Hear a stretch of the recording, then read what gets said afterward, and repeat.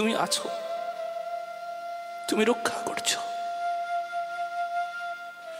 ভগবান ব্রজবাসীকে রক্ষা করে না? না, ব্রজবাসী তো তোমরা, যার শরীর এখানে পড়ে থাকলেও ব্রজে মনটা সতত নিবাস করে। মন ছুটে আছে বৃন্দাবনে বনে নিকুঞ্জ কাননে, সেই তো ব্রজবাসী। জীব গোস্বামী পাত্র এমনিতে বলেন নাই কুর্যাৎ বাসং ব্রজে সদা, সদা সর্বদা বৃন্দাবনে নিবাস করবে। কি করে? কারোর শরীর থাকে কিন্তু মন থাকে না। যদি থাকে বৃন্দাবনে, বিষয় থাকে যে মনে, এই রূপে কি রূপে ভজিব? যদি থাকে বৃন্দাবনে, বিষয় থাকে যে মনে। বৃন্দাবনে থাকি কিন্তু মনটা বিষয়ের দিকে পড়ে থাকে গো। কেমনে পাইব তারে কহ দেখি তুমি? কি করে পাবো অমন করে? এই জন্য মন সদা সর্বদা মনোমোহিনীর চরণ তলে পড়ে থাকুক, তবে তুমি সুরক্ষিত, তবে ভগবান তোমায় সদা সর্বদা রক্ষা করছেন। গোবর্ধন বিহারী সমস্ত ব্রজবাসীকে রক্ষা করলেন। দেবরাজ ইন্দ্র জানতে পারলেন বৃন্দাবনে কেউ মরে নাই,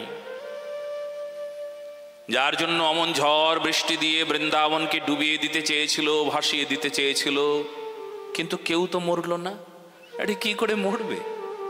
যারে হরি রাখে সে কি আবার মরে নাকি? যে হরির হয়েছে সে কখনো মরে না। তুমি একবার হরির হয়ে যাও, জগৎ তোমাকে মারতে পারবে না। জগতের ক্ষমতা আছে তোমায় মারবে, আসতে চাইবে, হ্যাঁ আসবে, আসরিক শক্তি তোমার কাছে আসবে, তো কেন আসবে না? কিন্তু কিছুতেই তাদের অত শক্তিই নাই তোমাকে মারবে। হ্যাঁ, কারণ সে যে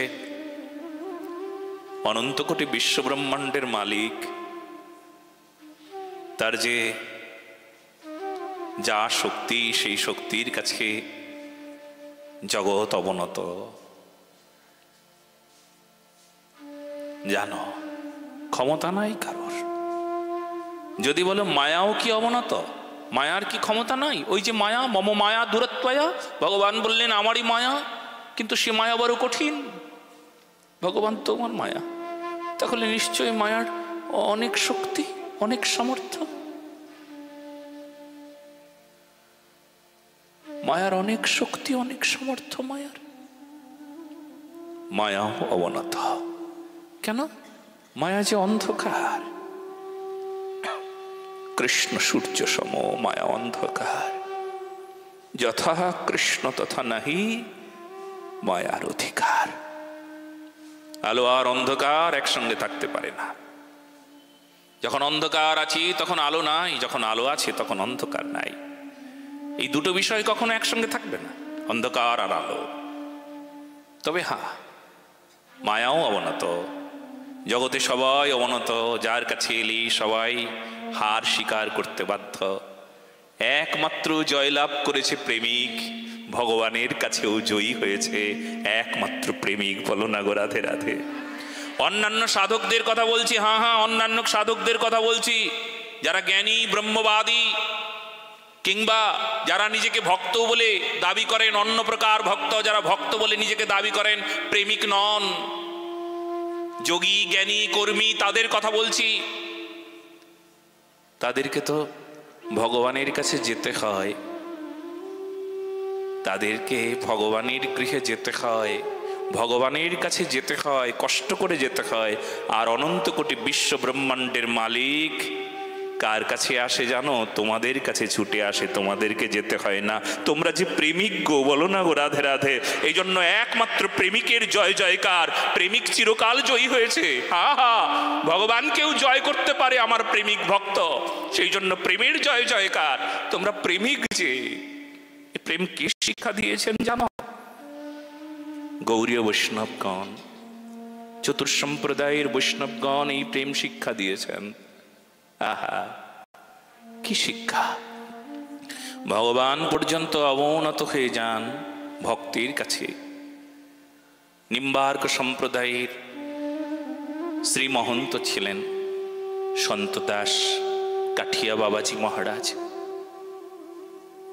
উনি যখন বিহারীজির মন্দিরে যেতেন, বিহারীজির মন্দিরে গিয়ে বিহারীজিকে বলছেন, সুখী রখো, আনন্দিত রখো সন্ত দাস বাবাজি, সুখী রখো, আনন্দিত রখো, ঠিক রখো, মঙ্গল হো।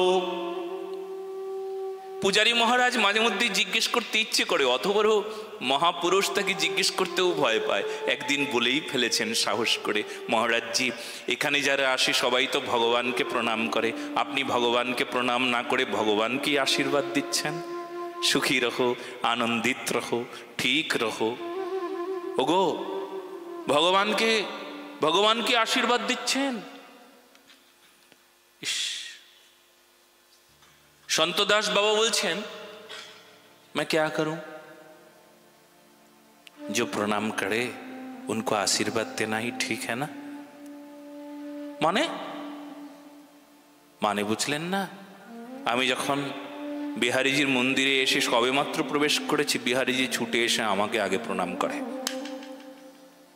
হ্যাঁ, বিহারীজি আপনাকে প্রণাম করে? সন্ত দাসজি ঠিক করে বলছেন তো? হ্যাঁ, আগে আমাকে প্রণাম করে, আর যে আগে প্রণাম করছে তাকে কি করব? মঙ্গল হোক তোমার আশীর্বাদ। परीक्षा करो, ऐसा वैसा छोड़ेंगे नहीं हम, परीक्षा होगी आपकी। सच में आप भगवान को प्रणाम करते हो, भगवान आपको प्रणाम करते। हाँ, পরের দিন সকালবেলা উনি তো আসবেন, তার আগে পাগড়িটাকে একটু, ভগবানকে যে পাগড়িটা পরাচ্ছেন সেই পাগড়িটাকে একটু আলতো করে রেখে দিয়েছেন মাথায়।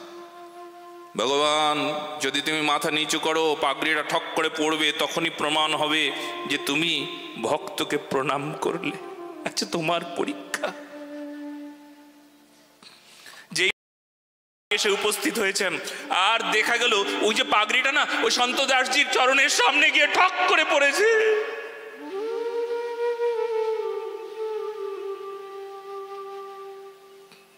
বিহারীজির সেবক দৌড়ে ছুটে গিয়ে কাকে প্রণাম করবে? বিহারীজির সেবক বলছেন, সন্ত মহান্ত মহাপুরুষ, আগে ভেবেছিলাম সবাই ভগবানকে প্রণাম করে, আজ দেখলাম ভগবানও ভক্তকে প্রণাম করে।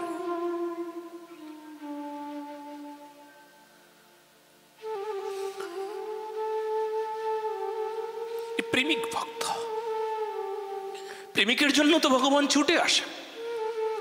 জগতে আর যত আছে যারা নিজেকে ভক্ত বলে দাবি করে, ধার্মিক বলে দাবি করে, তাদেরকে দেখবেন ভগবানের কাছে তাকে যেতে হয়, আর ভগবান আপনার কাছে ছুটে আসে, আপনাকে যেতে হয় না। প্রেমিকের কাছে ছুটে আসেন আমার রাধানাথ। প্রেমিকের যদি একটু বিশ্বাস হয়, ছুটে আসেন। এত দয়াময়, সেই জন্য বলি কি জানো, দয়া করে রাধারানীর হয়ে যাও। যদি রাধারানীর হতে পারো, বাস হয়ে গেল। গোপীজন বল্লভ দিলা জন্ম দুর্লভ, তবু না ভজিনু তোমাহায়, কি আর হইবে গতি, তিলেক না হইল মতি, কি হইবে আমার উপায়? আমার এক তিল মতি হলো না, এমন করুণাময়ী রাধারানীর চরণে, যার চরণে মতি হলে ভগবান ছুটে আসেন। এক তিল মতি হলো না গো। দুটো হাত উপরে তুলে আমরা এই মনোশিক্ষাটাকে গ্রহণ করি। সবাই মিষ্টি মিষ্টি করতালির সেবা করে মনের মাঝে এই কথাগুলোকে লিখে রাখার প্রয়োজন হবে। বলো না গো রাধে রাধে। गोपीजनवल्लभा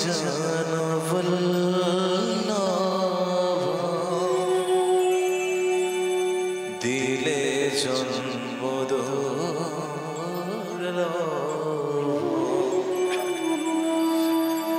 तबु ना भजेन তোমায়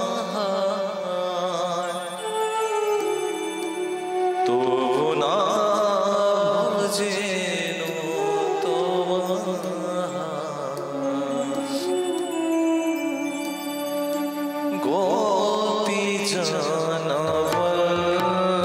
গোপীজনবল্লভা দিলা জন্ম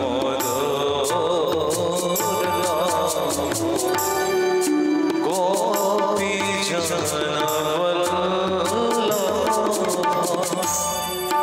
দিলা জন্ম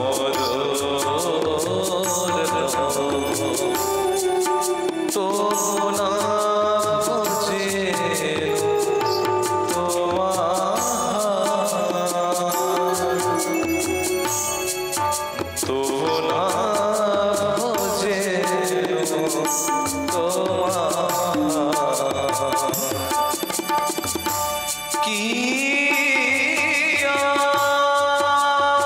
হইবে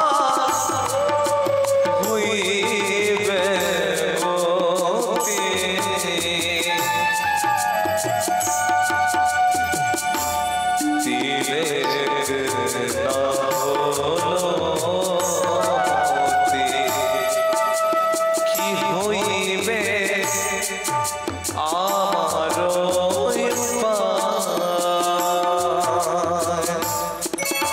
কি হইবে আমার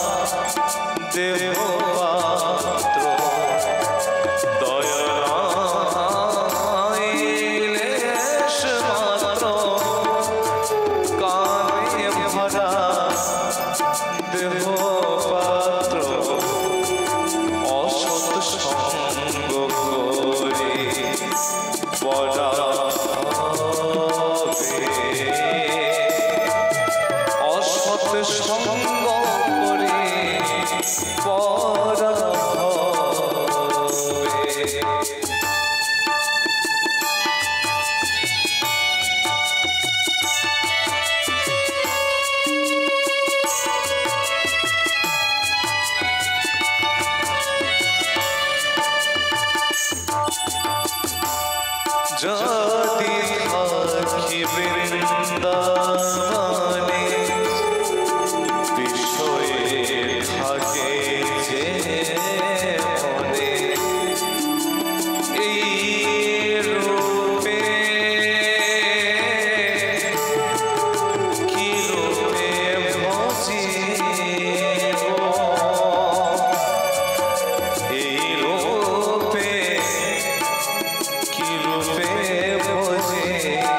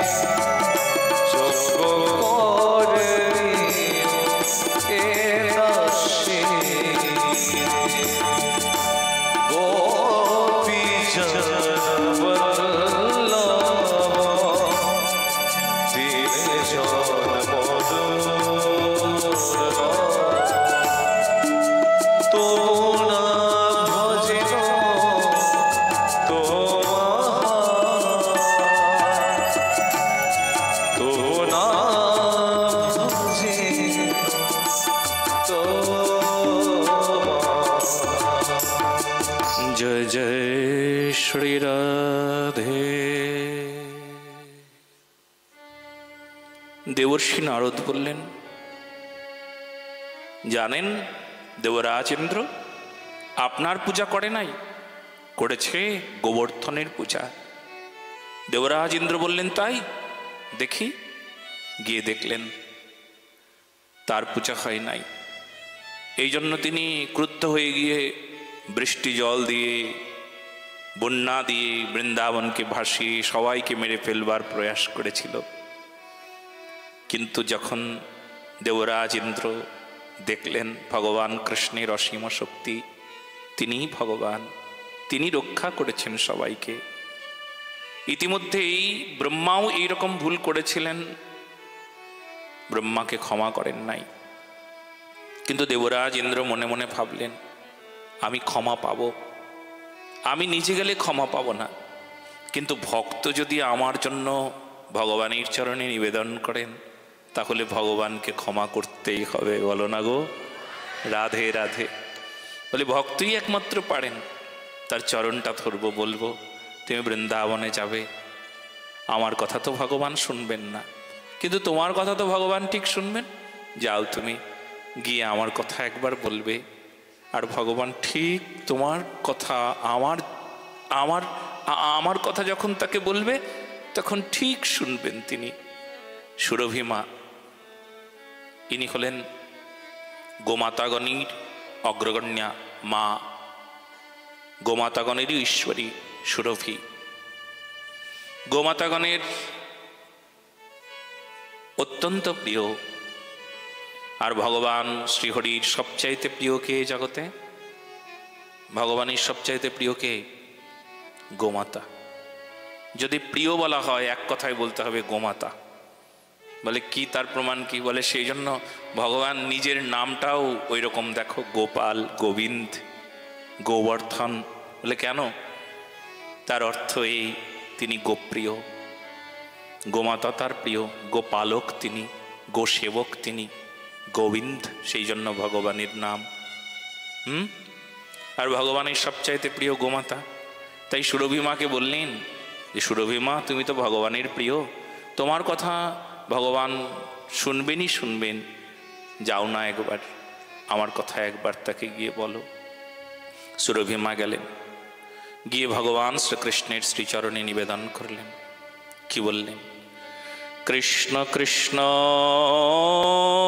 মহাযোগিন বিশ্বাত্মন বিশ্বসম্ভব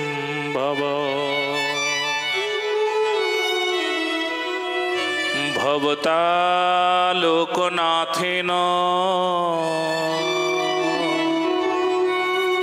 শরণাথ বয়মচ্যুত। এখানে সুরভিমা যা যা বললেন তা যদি ব্যাখ্যা করা হয় তবে কয়েকদিন লেগে যাবে, তবে সংক্ষিপ্ত আকারে শুনুন। ভগবানকে বললেন, হে ভগবান, তুমি তো বিশ্বাত্মন, তুমি তো বিশ্বপিতা, তুমি তো লোকনাথ, মানে সবার নাথ। লোক শব্দের অর্থ মানব গণ, সবার নাথ তুমি, তুমি জগন্নাথ। আর হে জগন্নাথ, যদি তুমি সবার জগন্নাথ হও তবে যারা তোমার চরণে অপরাধ করে তাদেরও তুমি নাথ, তাদেরও তুমি দয়া করবে। যদি করি অপরাধ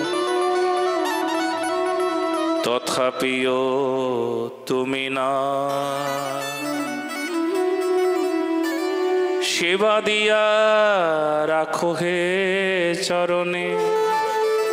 যদি অপরাধ করি কিন্তু তুমি তো নাথ, তুমি তো তার অপরাধ ক্ষমা করবেই করবে।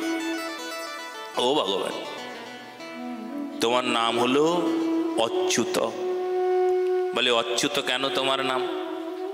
বলে যার চরণী আশ্রয় গ্রহণ করলে আর পড়ে যাওয়ার ভয় নাই, চ্যুত হওয়ার ভয় নাই, তাই তোমার নাম কি? অচ্যুত। তোমার এই অচ্যুত চরণ, এই চরণী যারা আশ্রয় নেয় তাদের তো আর কখনো পড়ে যাবার ভয় থাকে না। তাহলে যদি তাই হয়, তাহলে যদি প্রতিদিনহীন কাঙাল বঞ্চিত পাপী মানুষটি সেও তোমার চরণে আশ্রয় নেয়, তবে কি তুমি তাকে ফেলে দেবে ভগবান? বলো না গো রাধে রাধে। তুমি তো তাকে ফেলে দিতে পারো না। শোনো, তোমার শ্রীচরণে অপরাধী জীব অচ্যুতের চরণে থেকে পড়ে গেছে। কেন পড়ে গেছে? কারণ সে অপরাধ করেছে, পাপী ছিল। কিন্তু সে যদি পড়ে গিয়েও একবার তোমার নাম ধরে ডাকে, তুমি সেই এত দয়াময়, এত কৃপাময়, ছুটে এসে তাকে রক্ষা করো। চিরকাল করেছো, ইতিহাস সাক্ষী। কখনো কোনো সময় তাকে ফেলে দাও নাই। সংসারের মানুষ যদি কখনো কাউকে তিরস্কার করেছে, সে কখনো তাকে পুরস্কার দেয় নাই। যাকে তিরস্কার করেছো সেও তোমাকে তিরস্কার করবে, এটা নিয়ম, সংসারের নিয়ম, এটা সংসারের মানুষের নিয়ম। কিন্তু ভগবান এই নিয়মটা তোমার নাই। তোমাকে যদি কেউ তিরস্কারও করেছে, কেউ অবজ্ঞাও করেছে, সে যদি একবার বুঝে গিয়ে যদি একবার বলেছে, ও ভগবান, ও দয়াময়,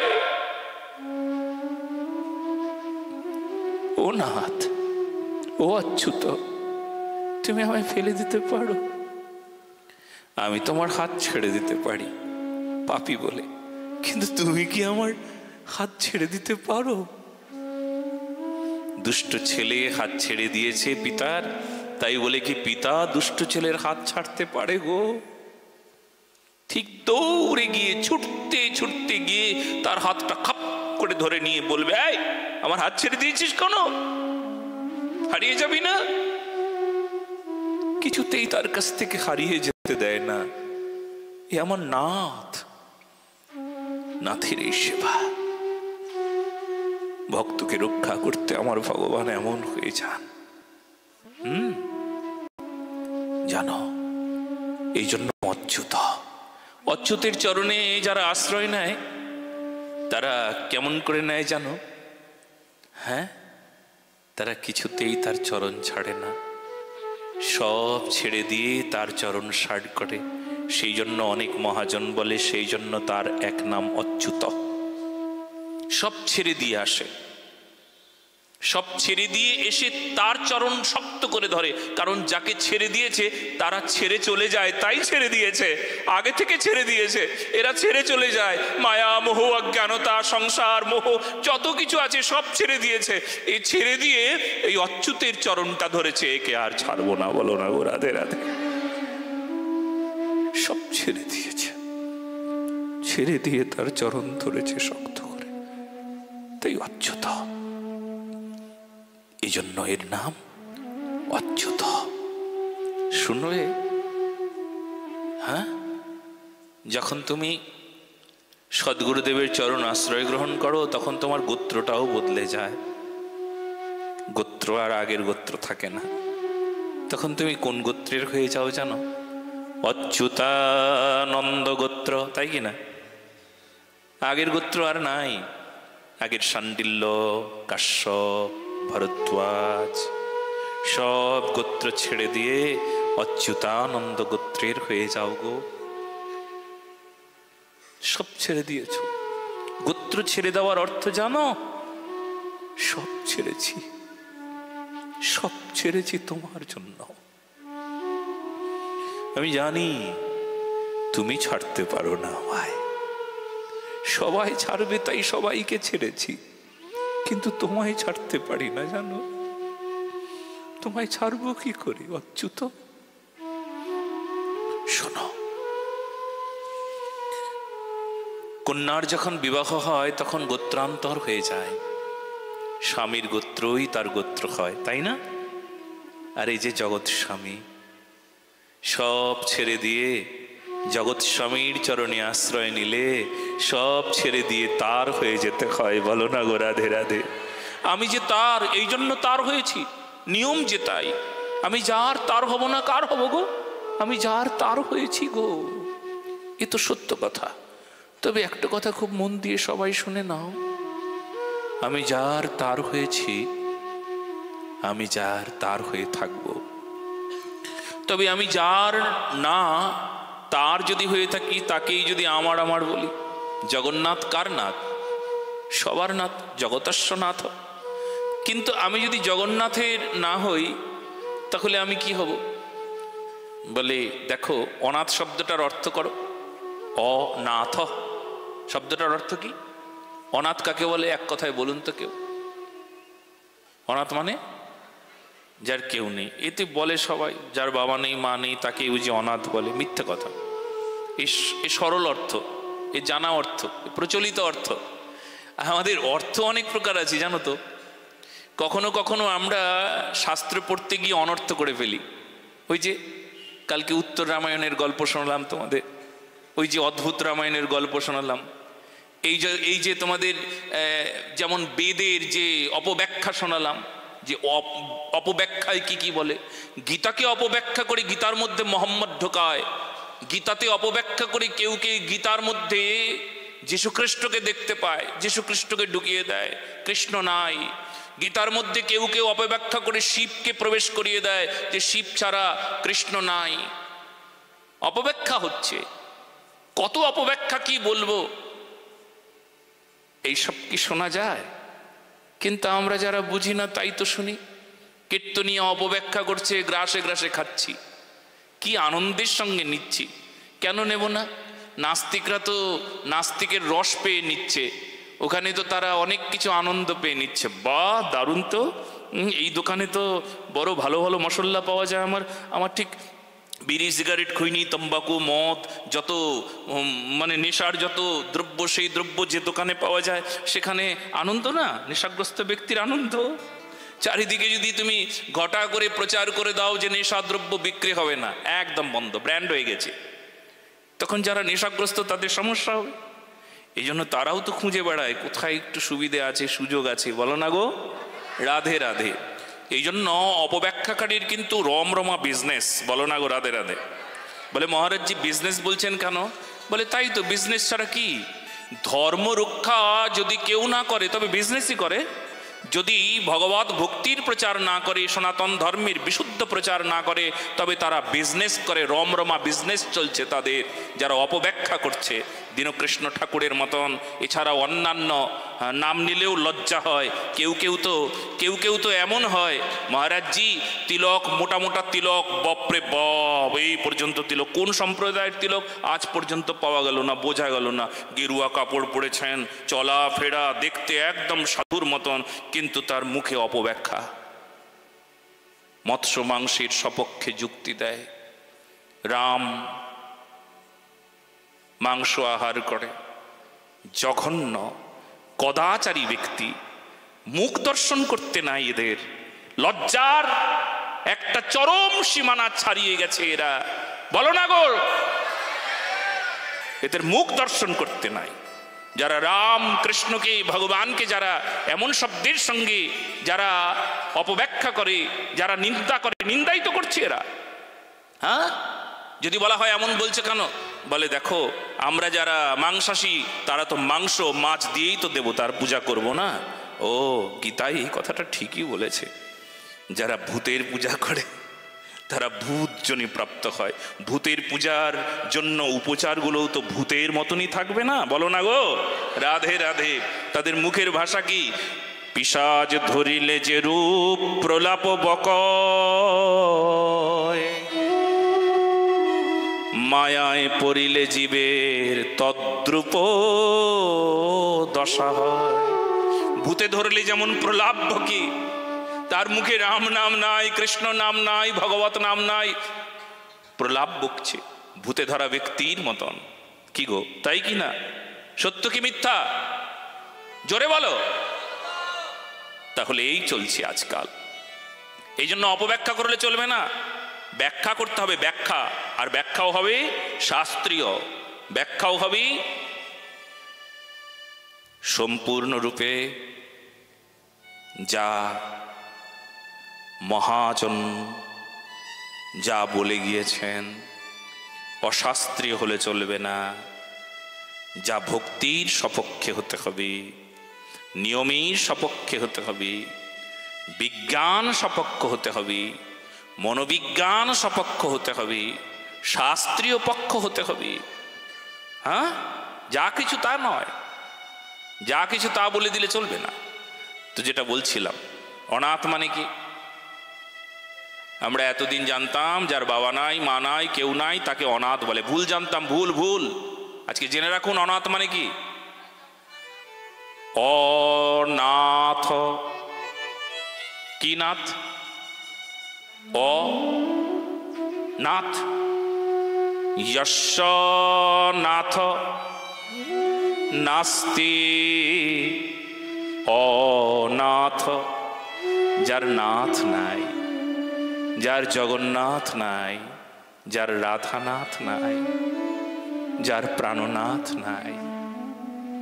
হ্যাঁ, মুখে রাধানাথ নাই, অনাথকে জগন্নাথ নাই। আর সনাথ কাকে বলে? যস্য নাথ অস্তি। মহারাজ যার নাথ আছে তার নাম সনাথ। অনাথ সনাথ হয়ে গিয়েছেন। আজ সুরভি মা বললেন, এতকাল অনাথ ছিলাম, তোমার কাছে এসে অচ্যুত আমি সনাথ হয়ে গিয়েছি। শোনো প্রাণনাথ, এতকাল ধরে আমরা সবাই জানতাম এটা আমার, ওটা আমার, সংসার আমার, ছেলে আমার, মেয়ে আমার। এ আমার আমার করলে না, মিথ্যা আমার আমার নয় তাও আমার বলছি, তাহলে কি হবে? অপরাধ হবে নাকি পুণ্য হবে? অপরাধ হবে। যা আমার নয় তাকে আমার আমার বলে চালিয়ে দিয়েছি। জীবন থেকে শুরু হয়েছে, ওই যেই দিন থেকে আমার শব্দ শিখে গেছি, বাবা মা খুব খুশি হয়ে গিয়েছিল। আমার বলতে শিখেছে বাচ্চাটা। মোবাইলটাকে হাত থেকে ছিনিয়ে নিলে বলে এটা আমার বাবার, আমার। কি খুশি, বাবাও হাসছে, মাও হাসছে, দেখো আমার বলতে শিখেছে। কিন্তু ওর মধ্যে ক্রাইম প্রবেশ করলো, আমরা অজান্তেই, জানি না। বলো না গো, রাধে রাধে। আমার বলতে শিখেছে, যা আমার নয় তা আমার বলে বলে চালিয়ে দিলাম। জীবনের শেষ মুহূর্ত পর্যন্ত কেউ বিচার করেছেন আমার কি ছিল? নিঃশ্বাসও কি আমার ছিল? যদি আমার থাকতো তাহলে শেষ পর্যন্ত তো থাকতো। নিঃশ্বাস তো আমার কথা শুনলো না। নিঃশ্বাস মানে ওই যে বায়ুটা বেরিয়ে গেল, আমার কথা তো শুনলো না, ও তো আমার ছিল না। ওই যে প্রশ্বাস নিঃশ্বাস আমার কথা শুনলো না, ও তো আমার ছিল না। আমার না, আরে আমি আমার না, অথচ আমার আমার বলে চালিয়ে দিলাম। জীবনের শেষ মুহূর্ত মৃত্যু এসে দাঁড়িয়ে বুঝিয়ে দিল আমার, আমার কিছু ছিল না। দলিলে আমার নামই জমি জমা আছি, সব আছি, আমি মালিক। কিন্তু শেষ দলিলটা মৃত্যু নামক দলিল। ওই পত্রে আমি সিগনেচার না করলেও আমাকে ঠিক মৃত্যু নামক দলিলে সিগনেচার করে তারপর যেতে হয়। আমাকে বুঝিয়ে দিল মৃত্যু যে আমার ছিল না কিছু। দলিল আমার নাম, এইসব আমার ছিল, কিন্তু আসলে আমার আমি না।